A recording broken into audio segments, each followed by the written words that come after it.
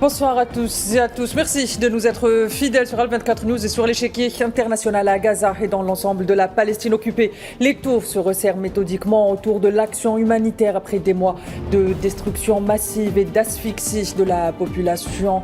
L'entité sioniste franchit un nouveau seuil, menace d'interdiction visant 37 organisations humanitaires internationales, mesures coercitives à l'encontre de l'UNRWA, coupure de l'eau, de l'électricité, exigences administratives ciblant les employés palestiniens. Avant d'ouvrir les discussions, je vous propose ce sujet signé Neila Ekremouda. Leur présence n'a jamais été aussi cruciale. Pourtant, leurs activités dans la bande de Gaza et en Cisjordanie occupée sont aujourd'hui menacées. 37 ONG risquent une interdiction de la part de l'entité sioniste si celle-ci refuse de communiquer les noms de leurs employés palestiniens. Cette condition est vivement critiquée par les ONG qui craignent que leurs salariés deviennent des cibles et est dénoncée comme arbitraire par l'ONU. La suspension par Israël de nombreuses agences humanitaires à Gaza est scandaleuse. Il s'agit du dernier épisode d'une série de restrictions illégales à l'accès humanitaire. Parmi les organisations concernées par cette restriction figurent Médecins sans frontières, le Conseil norvégien pour les réfugiés, CARE, World Vision et Oxfam. Ces dernières ont prévenu. Cette nouvelle instruction illégale va aggraver une situation déjà chaotique. En bloquant l'accès humanitaire, il a engendré des conditions proches de la famine à Gaza. Il est donc essentiel de préciser que la situation actuelle n'a rien de nouveau. Elle s'inscrit dans la continuité de la campagne orchestrée par Israël pour mettre en péril la survie de la population gazaoui. Ainsi, depuis mars, nous sommes comme de nombreuses autres organisations. Nous n'avons pu acheminer aucun matériel. Cela a évidemment considérablement limité notre capacité à intensifier nos opérations. Et comme à son habitude, l'entité sioniste accuse ces ONG d'entretenir des liens avec le Hamas, une stratégie qui permet de justifier ces restrictions tout en détournant l'attention de la crise humanitaire. Cette restriction illégale fait partie d'un schéma inquiétant de bafouement du droit international humanitaire et d'accroissement des obstacles aux opérations de secours. La horde sauvage sioniste a pour objectif d'aggraver encore la situation déjà précaire des habitants de Gaza, où l'aide humanitaire devient presque le seul service public encore disponible qui de plus ne parvient plus à répondre aux besoins urgents de la population, au moment où le cessez-le-feu entré en vigueur en octobre dernier est régulièrement violé. Et pour revenir sur ces nouvelles restrictions de l'entité sioniste à l'encontre d'acteurs humanitaires, j'ai le plaisir d'être accompagné ce soir de Omar Benparti, analyste des questions internationales qui me rejoint depuis Oran en Algérie. Omar Benparti, bonsoir, merci d'avoir accepté notre invitation. Il n'y a pas de souci, merci à vous et je souhaite une bonne année à toute l'équipe d'Algérie 24. Bonne année à vous aussi, messieurs Benparti. On vous souhaite que le meilleur. J'ai également le plaisir d'être accompagné de Abdeslam Hitache, président de l'association France-Palestine Solidarité Est 95, qui me rejoint depuis Paris. Bonsoir, monsieur Hitache. Merci d'avoir accepté notre invitation. Bonsoir à vous et je tiens également à vous souhaiter une très bonne année 2020. À vous aussi, monsieur Hitache, et on vous souhaite également le meilleur. Je reste avec vous, monsieur Hitache. Alors, depuis plusieurs mois, l'entité sioniste multiplie les restrictions contre des ONG internationales, mais aussi des agences tunisiennes. Ce n'est pas la première fois qu'elle s'attaque à l'UNRWA, ce n'est pas la première fois qu'elle s'attaque à des acteurs humanitaires, ce n'est pas la première fois qu'elle interdit la restriction de l'aide humanitaire vers Gaza. Mais finalement, est-ce que nous sommes face à une simple logique sécuritaire revendiquée par l'entité sioniste, ou est-ce là une véritable stratégie politique visant à ralentir le rôle humanitaire dans les territoires, sachant qu'il est dans les territoires palestiniens occupés, en particulier à Gaza, sachant que Gaza est sous blocus depuis 2007? Non, actuellement en Palestine occupée, on voit bien que cette aide humanitaire qui est bloquée n'a que pour but de transformer la faim en arme de guerre. Et aujourd'hui, on se retrouve avec le peuple palestinien qui est acculé, qui se retrouve dans une situation qui est difficile, qui est dénoncée par plusieurs ONG internationales. Et aujourd'hui, on assiste à un vrai drame en Palestine.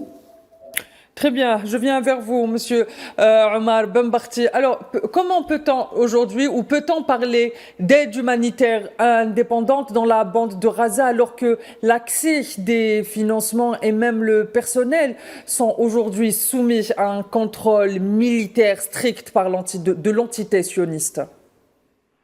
Oui, je pense qu'il n'y a pas lieu de se bercer d'illusions lorsque on est face à l'État sioniste d'Israël. Que peut-on attendre d'un criminel de guerre?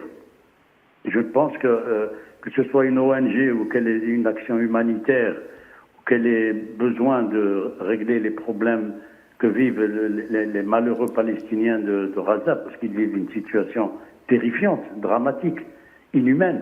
Mais à partir de ce moment-là, lorsqu'on sait que nous avons affaire à, comme vous l'avez si bien dit, une horde barbare, même pas sauvage, barbare, sioniste, on ne peut rien attendre de ces gens-là. Et donc, je ne pense pas que les ONG, quel que soit leur activisme, bien qu'on puisse s'en méfier aussi quelque part de pays qui ont connu le fonctionnement de certaines ONG, on peut considérer qu'au plan humanitaire, c'est même pas une affaire de droit international humanitaire, etc.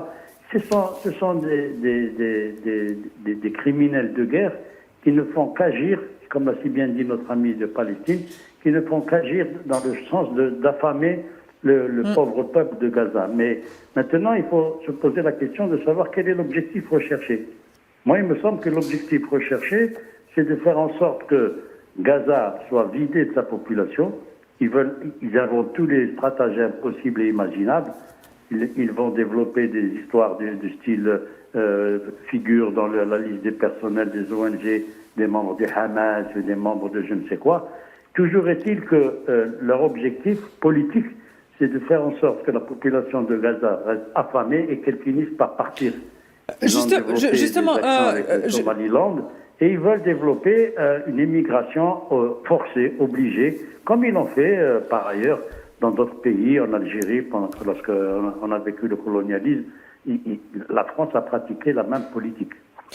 Justement, Monsieur Benbarti, vous êtes en train de toucher un point qui me semble très important. Aujourd'hui, quand l'entité sioniste s'attaque à ces 37 ONG, ou comme je l'ai dit lors de l'introduction de ma première question, ce n'est pas la première fois qu'elle s'attaque à l'aide humanitaire. Finalement, quel est l'objectif politique de l'entité sioniste? Est-ce que simplement contrôler finalement le récit que pourraient documenter ces ONG-là et ces humanitaires-là sur place, donc les récits et la documentation est très importante, ou est-ce que finalement il y a un autre objectif? Quel est cet objectif pernicieux qu'il y a derrière cette barbarie sioniste qui empêche aujourd'hui l'aide humanitaire d'arriver à Gaza?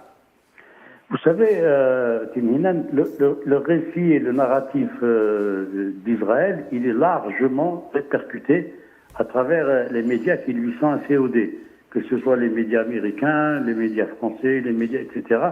Tous les médias occidentaux sont entre les mains du sionisme international. Donc, ce récit-là, à la limite, je dis bien à la limite, ils n'ont pas besoin d'insister trop là-dessus. Leur objectif politique, c'est de faire en sorte que la population de Gaza s'en aille. L'objectif des sionistes d'Israël, tel qu'il a toujours fonctionné, depuis que l'État d'Israël a été instauré, c'est de faire en sorte que les Palestiniens foutent le camp, qu'ils disparaissent. Et c'est ça qui est recherché. Maintenant, comment ils vont le faire? Ils ont à côté, autour d'eux, des pays arabes qui ont refusé, que ce soit la Jordanie, l'Égypte ou autre, qui ont refusé de recevoir ces Palestiniens. Et donc, ils essaient de voir de quelle manière ils peuvent les bazarder, pour parler vulgairement, en Afrique, ou bien ailleurs. Mais eux, ça les arrangerait que les Palestiniens soient un peuple mcharrad, complètement émigré à travers le monde entier, mais qui ne reste surtout pas en Israël. Parce que le problème qu'ils ont en Israël actuellement, c'est un problème démographique. La population palestinienne, ils ont eu beau la massacrer, la détruire, l'affamer, développer des actions anti-humanitaires, elle ne cesse de se développer. Et donc, eux, ils sont en train de vivre une situation de démographie inverse, dans le sens où beaucoup d'Israéliens se tirent et quittent Israël, même si, dans le narratif des médias français. On nous raconte maintenant qu'il y a une volonté de beaucoup de juifs français de venir sur Israël, ce qui est archi faux. Parce que vu la situation dans laquelle est le pays actuellement, du point de vue économique et du point de vue politique, personne n'a envie d'aller vivre en Israël. Et donc, ils sont face à cette situation-là. Et la seule façon pour eux de s'en défaire, c'est de faire en sorte que ce peuple palestinien, surtout à Gaza en particulier, s'en aille. En Cisjordanie, c'est pareil, c'est la même chose qu'ils souhaitent faire. Et c'est ce qu'ils sont en train d'essayer de faire. Très bien, ce qui me ramène à la prochaine question. Je vais rebondir directement sur ce que vous venez de dire, Omar Ben Barti. Je viens vers vous, Monsieur Abdeslam Haitaj. Alors, à la lumière de ce que vient de nous dire Omar Ben Barti, et sachant les nombreuses attaques qu'a subi l'UNRWA jusqu'à aujourd'hui, et revenant sur l'histoire même de l'UNRWA, qui est l'agence onusienne d'aide aux réfugiés palestiniens, est-ce que finalement, cette agence qui fait partie, qui a un cadre onusien, qui est une institution dans le cadre du droit international, est devenue une cible centrale de l'entité sioniste? Est-ce que finalement, comme nous l'explique M. Ben Barti, c'est pour endiguer, c'est pour éradiquer la permanence de la question des réfugiés qui est au cœur des revendications des résistances palestiniennes et du peuple palestinien?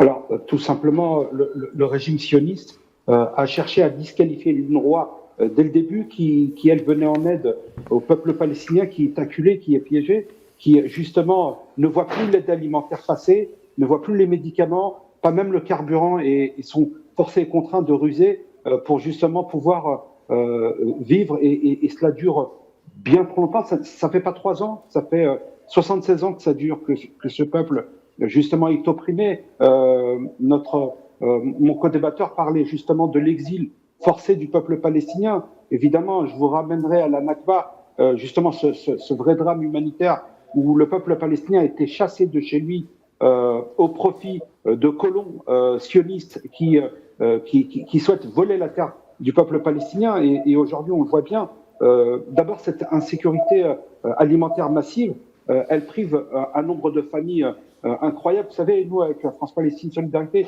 nous essayons de venir en aide à ce peuple. Nous avons, par le passé, foré des puits qui ont vite été rebouchés par l'armée génocidaire qui a amené des bétonnières pour couler et pour reboucher ces puits. Donc, vous voyez bien qu'il y a une intention génocidaire qui est évidente, claire, et qui, manifestement, n'aime pas l'opinion internationale. En tout cas, je ne parle pas des peuples, évidemment, mais je parle des gouvernements qui condamnent de la bouche, mais qui n'agissent pas. Et quand je dis ça, évidemment, je pense à l'Union européenne, je pense aux États-Unis qui continuent à armer un peuple qui commet un génocide aujourd'hui sur les Palestiniens. Je ne vous parlerai pas des hôpitaux qui ont été bombardés et en violation totale des accords, des conventions qui justement régissent les principes élémentaires. Et aujourd'hui, on le voit bien, ce drame international, en fait, dure et perdure, et on se retrouve avec un peuple qui est privé de sa terre, ce qui est juste insupportable. Et ces points de passage, je tiens juste à rappeler une chose. Voyez-vous, des milliers de camions aujourd'hui sont bloqués à Rafah, et lorsque ces camions ne sont pas juste bloqués, ils sont volés par les colons israéliens qui pour le coup, l'absence de morale, les anime complètement, détruisent les aliments ou les volent pour justement s'enrichir ou alors se doter des différentes choses qui ont été envoyées au peuple palestinien. Et cette punition collective qui vise à toucher des femmes et des enfants est juste indigne. Donc vous voyez, aujourd'hui on se retrouve dans une situation qui est juste insupportable. On pourra parler tout à l'heure d'apartheid et on y viendra, mais on voit bien aujourd'hui un peuple qui est en marge, qui survit et qui refuse de quitter sa terre et qui a un lien qui est indissociable avec cette terre de Palestine qui a toujours été leur terre. Très bien, Monsieur Haitaj, merci pour cet inventaire des crimes contre l'humanité dont se fait coupable aujourd'hui l'entité sioniste, et depuis la Nakba en 1948.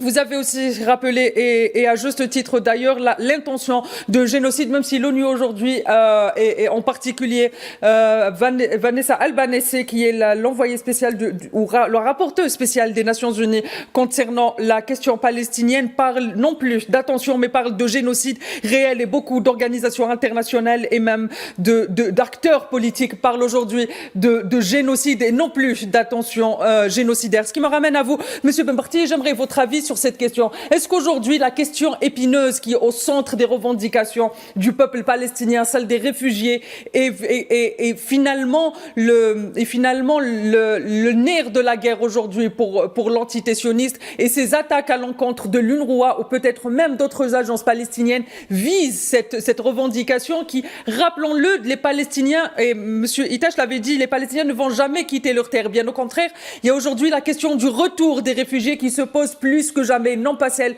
du départ des Palestiniens de leur peuple. Donc est-ce que finalement, comme vous l'avez expliqué tout à l'heure, à juste titre que l'idée de déporter les Palestiniens, la question des réfugiés doit être éradiquée selon les perçus ou les percées politiques et les visions politiques de l'entité sioniste?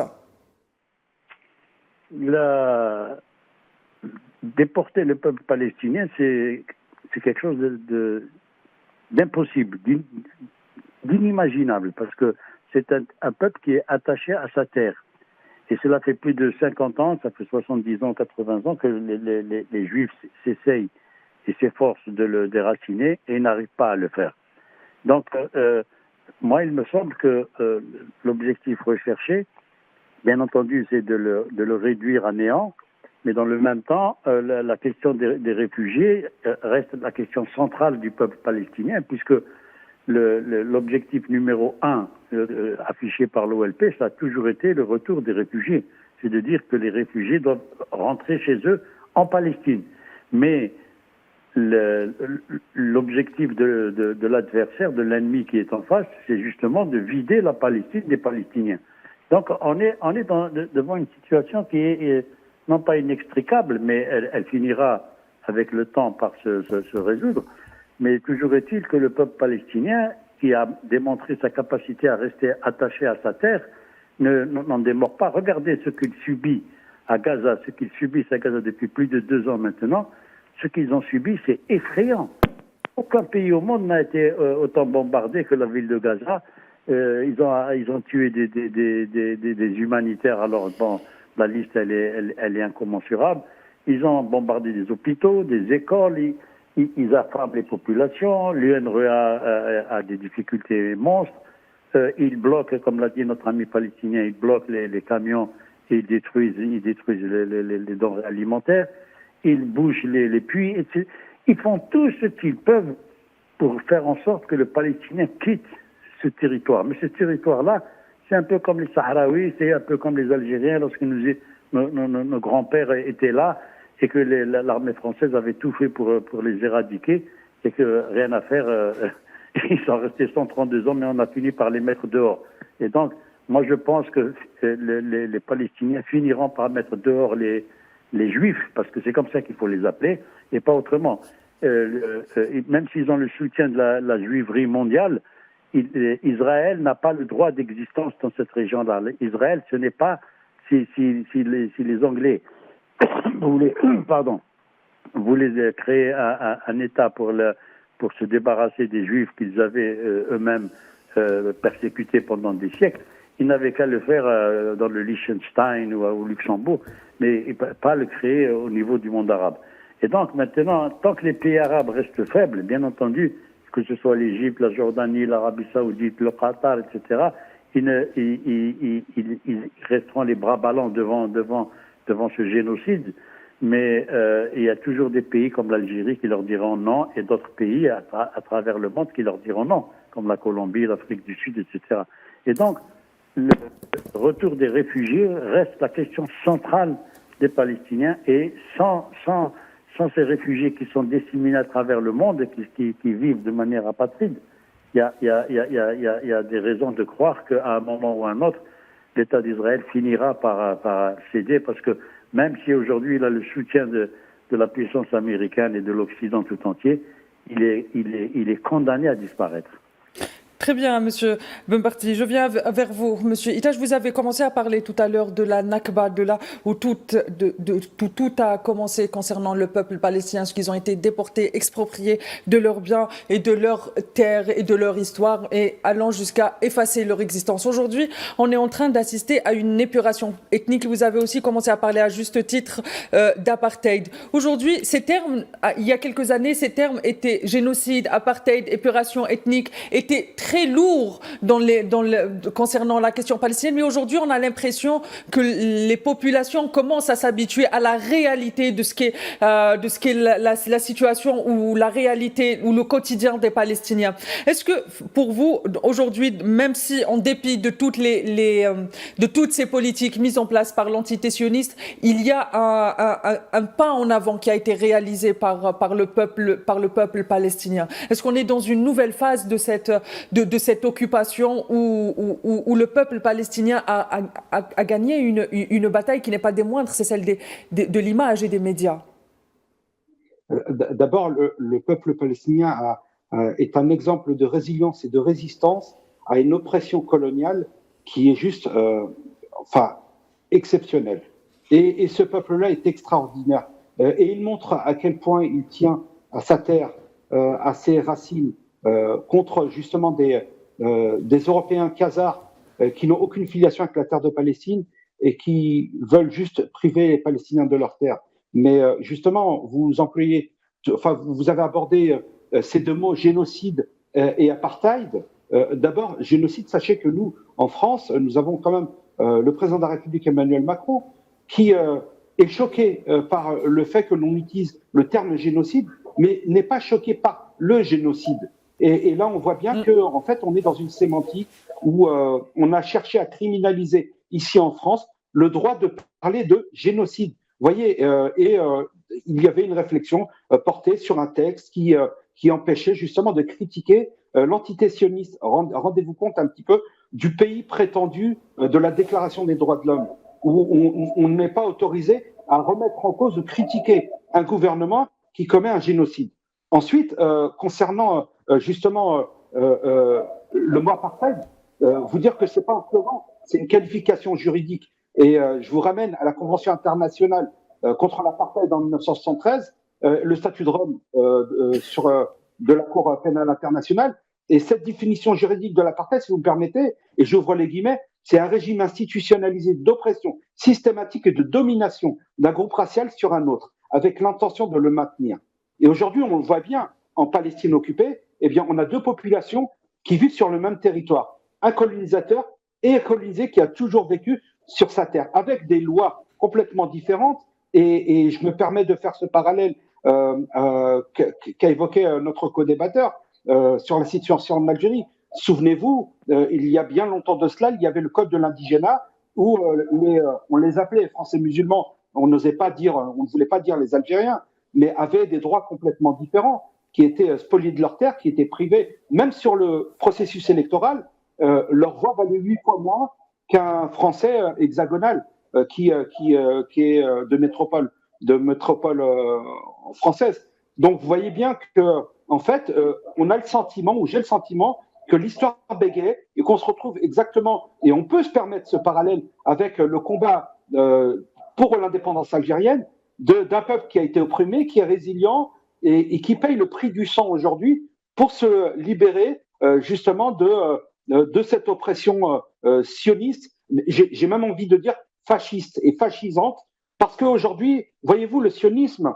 ne s'arrête pas en Palestine, il agit sur le monde entier. Et on le voit bien, aujourd'hui, on a les chambres, les assemblées dans le monde sont influencées par un lobby sioniste qui justement vise à faire taire les uns et les autres, où il y a un vrai chantage, et ce qui est juste insupportable. Et on le voit même ici en France, où on a une association qui est le CRIF, une institution juive, qui, lors de son dîner, explique aux ministres comment ils doivent se conduire. Et c'est juste insupportable. Voyez-vous, et aujourd'hui, en tout cas nous ici en France, les humanistes et les humanitaires qui nous battons pour la Palestine, ça devient suffocant et irrespirable justement de porter cette cause palestinienne auprès des autorités, auprès des dirigeants. Et je peux vous dire que vous avez pas mal d'élus qui manquent de courage et qui ne veulent pas prendre le sujet à bras-le-corps. Très bien, Monsieur Hitache, merci pour ces éclairages. Madame, Monsieur, malheureusement, on arrive à la fin du temps imparti pour cette émission. Je rappelle que j'ai eu le plaisir et l'honneur d'avoir été accompagné ce soir de Monsieur Omar Benbarti, qui est analyste des questions internationales et qui m'a rejoint depuis Oran. Merci, Monsieur Omar Benbarti, merci de m'avoir accompagné. À votre service. J'ai également le plaisir d'avoir été accompagné de Abdeslam Hitache, qui est, lui, président de l'association France-Palestine Solidarité Est 95, qui m'a rejoint depuis Paris. Merci, monsieur Abdeslam Hitache, merci. Quant à vous, très chers téléspectateurs, il ne me reste plus qu'à vous souhaiter une excellente suite des programmes sur Al24 News. Merci pour votre fidélité.